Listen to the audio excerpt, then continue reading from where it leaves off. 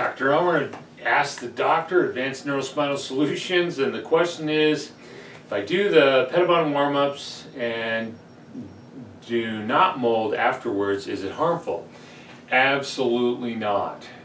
You remember that the warm-ups are about preparing the tissue for change. And so as you do those warm-ups, you can do those warm-ups anytime you want. And the fun thing is, it's not only getting you more flexibility, but getting you the trend of more flexibility.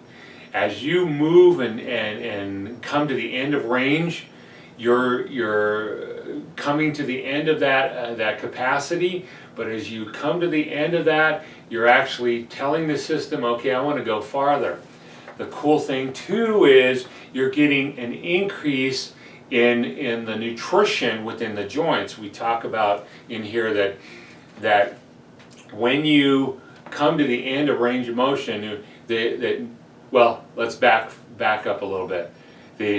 When you were up to the age of 12, you had blood flow that went into your joints, and then it receded after the age of 12. And when that happened, now all those joints depend upon movement for your nutrition.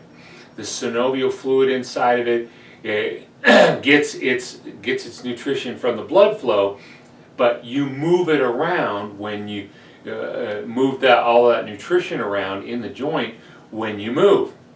And so and here's a really important statistic. When you get more than half of that nutrition happens at the end of range. And so if you don't ever get to the end of range, you've taken away more than 50%, 51% plus percent of that movement. So coming to the end of range is giving you more than half of your nutrition, and most people don't ever get to the end of their ranges. And so doing your warm-ups and coming to the end of those ranges is causing a significant increase in that nutrition. So, is it harmful? Absolutely not.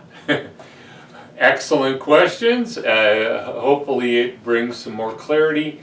And the other thing I wanted to bring up is also that movement is pumping fluid in and out of the disc, but particularly into the disc. If you've ever siphoned gas, not that I ever have, if you put the tube or the thing in and you siphon the gas, you pull, and then all of a sudden you can get the gas out. But it takes that initial pull. Well, as you're doing those movements, you're pumping fluid. That figure 8 movement that we work on the chair pumps fluid to every angle of the disc, and that causes it to increase in its height. And then it also pushes stuff out the other side, which creates a flow like siphoning. We call it imbibition, which means to drink. And so the phrase we use in here is imbibition sucks. Yeah, it's a pulling force. It pulls fluid in. And so doing those exercises will have a tendency to not only pump that disc up, but to create that flow, so it's more like a stream in the disc rather than a pond. And the physics of you is you go to bed, you're shorter than when you wake up, because gravity's been pulling you down all day and pushing water out of your discs, and then you lay down, and whatever degree those discs open up, they create a pulling force to suck whatever fluid is available, water's available, back into the disc, and then you're taller when you wake up. And so that's the physics of it. If you have any more questions about this, please feel free to ask. We'll do another video or multiple videos. But you can see, when you understand that clearly, you can see the value of those exercises. Remember, we're here when you're ready to take your life back.